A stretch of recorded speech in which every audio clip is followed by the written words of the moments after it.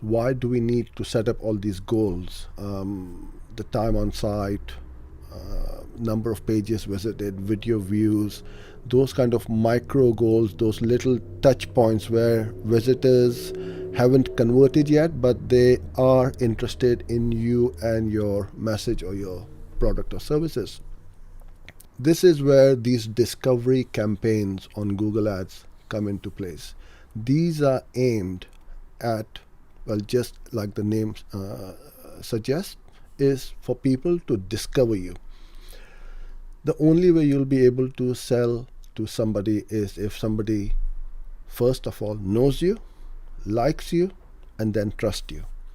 Discovery campaigns, video ads, display ads, these are all the types of ads which will take you out and to the world. So the first thing we do is we set up these campaigns, and what you need to do, how you want to do this, we'll do this in Google Ads. So let's go into our account.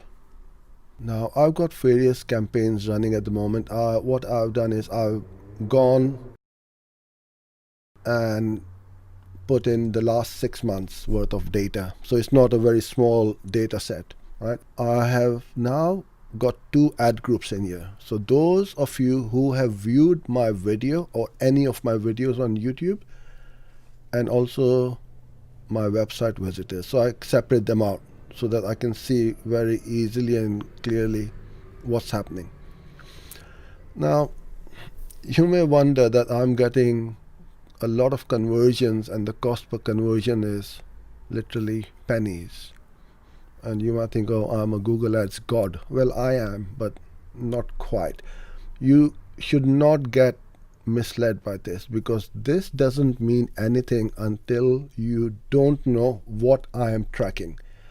And unfortunately, a lot of marketeers use this data to mislead other people, and they show these accounts and Photoshop screenshots and so on that, look, I'm getting leads at $1 or 50 cents or whatever. I cannot say that I'm getting conversions at 4 cents. It's because this is what you want to do. Is my conversion action. What is my conversion action? What am I tracking? If you remember in my previous sessions where I talked about the top of the funnel traffic, this is my top of the funnel traffic.